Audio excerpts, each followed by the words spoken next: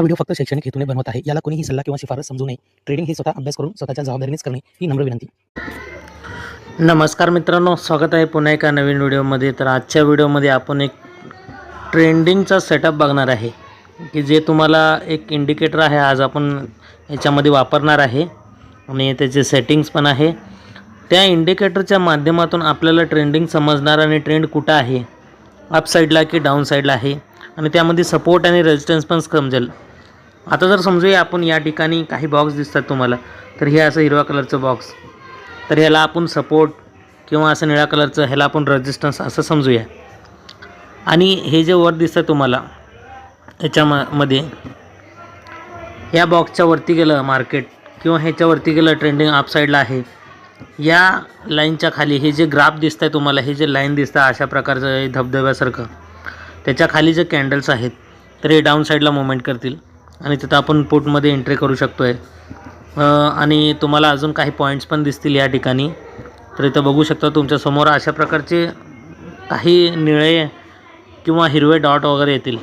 जे अशा प्रकारचे इथं हिरवा डॉट आहे, निळा डॉट आहे, इथं हिरवा डॉट आहे. तर हे पण तुम्हाला एक प्रकारचं सपोर्ट करतील यामध्ये ट्रेडिंग सेशनमध्ये. तर याच्यामध्ये सर्वात आधी आता मी इथं दाखवतो आहे. बरेच जणाला असं वाटतं आहे की इंडिकेटर हे मार्केट झाल्यानंतर काम करतं आहे, पण मी तुम्हाला असं म्हणणार नाही की मी जे सांगतो आहे ते तुम्हाला मार्केट चालूमध्येच काम करेल नाही करेल असंही कुठल्याही प्रकारचं मी सांगणार नाही आहे, बरोबर का. तर मी तुम्हाला एक प्रकारचा आयडिया देणार आहे. आयडिया म्हटलं तर काय, हे इंडिकेटर तुम्ही वापरू शकता हो. याचे काही बेसिक गोष्टी आहेत, जसं की तुम्ही कुठलंही इंडिकेटर वगैरे वापरताना त्याला तुम्ही एक ट्रेंड बघू शकता हो, सपोर्ट रेजिस्टन्स बघू शकता हो. त्यानुसार तुम्हाला कसं आहे थोडंफार आयडिया येईल की मार्केट कुठल्या दिशेला जाईल, आपल्याला कॉल किंवा पुटमध्ये कसं एंट्री करायचं आहे हे तुम्हाला समजेल. तर ह्याच्यामध्ये हे जे इंडिकेटर आहे थोड्याच वेळात त्याचं सेटिंग वगैरे सगळं काय सांगणार आहे मी, बरं का. सुरुवातीला आपण इथं काय करूया, आपण कॉलमध्ये कधी एंट्री करायचं ते सांगतो आहे. ज्यावेळेस तुमच्यासमोर अशा प्रकारचं निळा डॉट येईल, बरोबर, निळा डॉट आल्यानंतर तुम्ही फक्त एक अलर्ट मोडवर राहायचं की तुम्हाला इथून कधीही पुट साईडला एंट्री मिळू शकतं आहे, बरोबर. पुट साईडला एंट्री मिळू शकतं आहे, फक्त अलर्ट राहायचं आहे.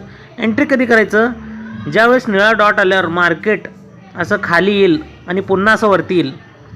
इथे एक नेकलाईन तयार होईल, जसं की आपण बऱ्याच वेळा रिटेस्ट वगैरे जे विषय आपण बोलतो आहे, रिटेस्ट, बरोबर.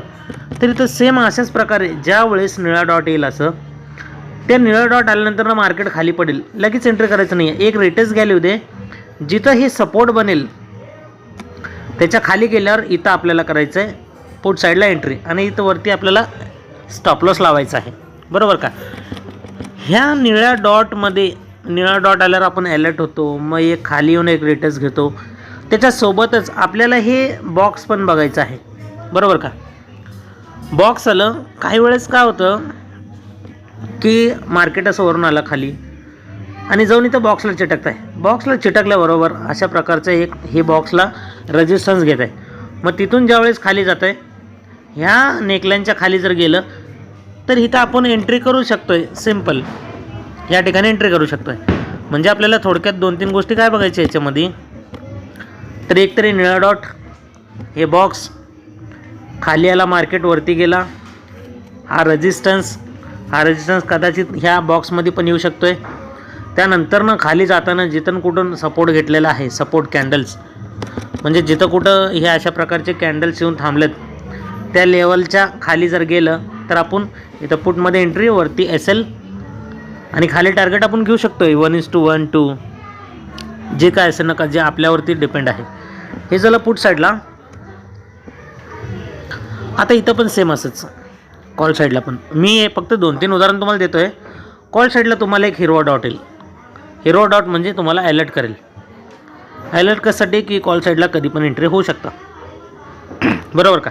तिथून मार्केटवरती गेलं, पुन्हा एक खाली आलं, इथून रिट्रेस घेतलं आहे, या लेवलवरनं तुम्ही जर एंट्री केलात, आता हे सगळं काढलो, बरोबर. आता इथं वरती गेलं, इथून खाली इथपर्यंत आलेलं आहे, मग हे एक नेकलाईन तयार झालं आहे. ह्याच्यावरती ब्रेक केलं तर इथून एंट्री. आता बरेच जण वाटेल की एवढंच का, बरोबर. जिथून एंट्री करतो इथं स्टॉप लॉस लागणार आहे. जसं की आपण बघितलं या नेकलाईनच्या खाली इथं वरती एंट्री, खाली इथं स्टॉप लॉस थोडंच, आणि इथपर्यंत एंट्री टार्गेट. आता थोडक्यात जर बघितलं मी, हे आपली एंट्री इथं असणार. हे दाखवतोय कशाला, कारण की बऱ्याच जणांना काय वाटतं हे थोडंच पॉईंट आहे. काही जणांची आशा खूप मोठी असते, म्हणजे मेहनत कमी, शिकायचं कमी असतं, पण रेडीमेड पाहिजे असतं. मग त्या लोकांसाठी तर हा स्ट्रॅटेजी किंवा कुठलीही स्ट्रॅटेजी नसते, स्वतः थोडंसं मेहनत घ्यावंच लागतं. त्यासाठीचा हा व्हिडिओ असतो, आयडियासाठी. तर इथून एंट्री, खाली इथंच आपलं स्टॉप लॉस जवळपास,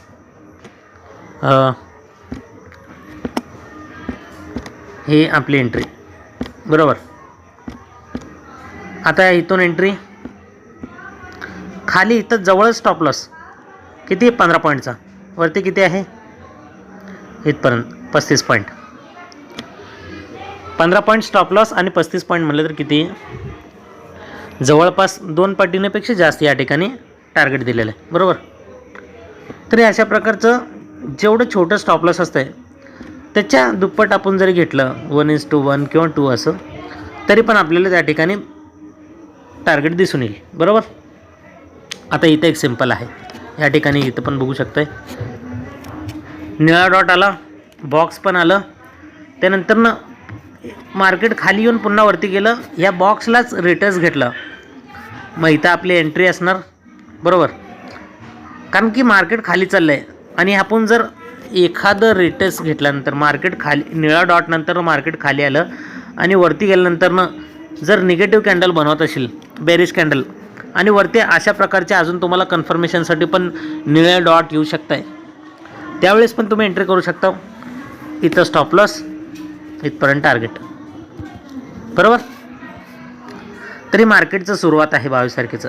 तर सुरुवातीला तुम्ही शक्यतो कुठलाही स्ट्रॅटेजी नाही वापरलं तरी चालेल, कारण की सुरुवातीचा मुवमेंट थोडं फास्ट असतो, त्यामुळं तुम्हाला सांगायचं. बाकीचं तुम्हाला ह्याच्यामध्ये अजून मोठमोठे पण टार्गेट बघायला भेटतील. आता बरेच जणांना काय होतं, फेल पण व्हायचे कारणं सांगतो. इथं मी एक छोटंसं उदाहरण दिसलं म्हणून सांगतोय. हिरवा कलर डॉट आलं, बॉक्स पण आलं, समजून घ्या हे 2 कन्फर्मेशन झाल्यानंतर ना हे फक्त तुम्हाला एक अलर्ट करतं आहे. एंट्री कधी करायचं, मार्केट ज्यावेळेस वर गेलं, निळा डॉट दाखवल्यानंतर, क्षमा करा, हिरवा डॉट दाखवल्यावर अलर्ट मोड, त्यानंतर मार्केट वरती गेलं आहे, मग खाली येईल, या बॉक्सला एक सपोर्ट घेईल, आणि ज्यावेळेस वरती जाईल ना, इथून वरती गेल्यानंतर मग तेव्हा कॉलमध्ये इंटरेस्ट आहे. नाहीतर बरेच जण काय करतात की हिरो डॉट दाखवलं, बॉक्स पण दाखवलं, वरतून मार्केट खाली आलं, सपोर्ट बी घेतलं, खलास त्यानंतर ना वरती जाणार म्हणून लगेच एंट्री करतात घाई गडबडमध्ये. तर तसं करू नका, एक नेकलाईन ब्रेक करू द्या, त्यानंतर तुम्ही विचार करू शकता.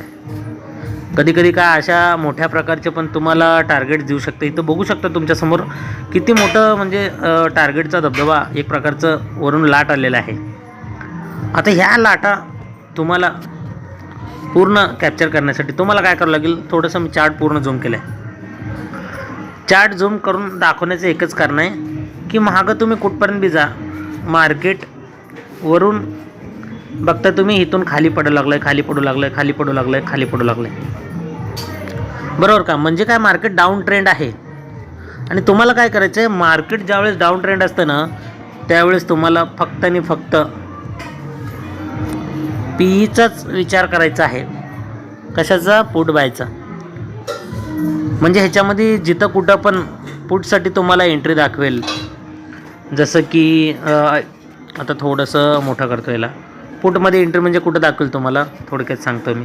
कारण ट्रेंड डाऊन आहे तर आपल्याला पुटचे सिग्नल जिथं दाखवेल, जसं की इथं निळा डॉट एक रिटर्स घ्यायला गेलं, इथून एंट्री पुटमध्ये, निळा डॉट खाली आलं, रिटर्स घेऊन पुन्हा खाली चाललं आहे, इथं एक पुटमध्ये एंट्री. म्हणजे जिथं डाऊन साईड आहे, मार्केट डाऊन ट्रेंड असताना पुट साईडचंच एंट्री, आणि ज्यावेळेस अप साईडचा मुवमेंट असतो त्यावेळेस कॉल साईडचेच एंट्री आपल्याला शोधायचे आहेत. असं नाही की आपण ट्रेंडच्या विरोधात जाणार, मार्केट चाललं आहे अप साईडला आणि तुम्ही डाऊन ट्रेड हुडकताय, पुट साईडचे ट्रेड हुडकताय, सेल साईडचे. अशा प्रकार आपल्याला नाही करायचं आहे बरोबर का. ज्यावेळेस अप ट्रेंड असेल कॉल साईडचेच ट्रेड शोधा तुम्ही, डाऊन ट्रेंड असेल तर पुट साईडचेच. चला मग लवकरच आपण काय करूया, आता इंडिकेटर बघूया. इंडिकेटर सेक्शनमध्ये जातो आहे. ह्याच्यामध्ये तुमच्यासमोर जे दिसतं आहे indicator, zero lag MA trend levels chart prime, बरोबर. हे ऑलरेडी मी घेतलेलं आहे. सेटिंगमध्ये जातो आहे. सेटिंगमध्ये गेल्यानंतर ना इथं इनपुटमध्ये 15 असेल लेंथ, तर आपल्याला फक्त 30 करायचं आहे. बाकी कुठला काय तुम्हाला चेंजेस करण्याची गरज नाही आहे. इथं जे दिसतंय तुम्हाला 2 कलर आहेत, लाल आणि हिरवा होता, तर लाल आणि निळा. तर लाल निळा जे काय आहे ते कलर ते या ठिकाणी तुम्ही बघू शकता, हिरवा आणि निळा, जे पाठीमागचं बॅकग्राऊंडचं जे ग्राफ आहे, बरोबर, एवढंच आहे. बाकीचं काय चेंजेस करायचं नाही आहे. तर एवढं सिम्पलचं हे एक स्ट्रॅटेजी तुमच्यासाठीच होती. बाकी याच्यावरती तुम्ही अभ्यास केल्याशिवाय तुम्हाला समजणार नाही की किती पर्सेंटेज, किती टक्के, म्हणजे किती ॲक्युरेसी याच्यात आहे, हे तुम्हाला स्वतःच्या अभ्यासानुसारच समजणार. बाकी व्हिडिओ कसा वाटला, आवडला असेल तर लाईक, शेअर, चॅनलला सबस्क्राईब, येणारे पुढचे व्हिडिओ बघण्यासाठी बेल आयकॉन प्रेस करा. भेटूया पुढच्या एका नवीनच टॉपिकसोबत एका नवीन व्हिडिओमध्ये. तोपर्यंत नमस्कार.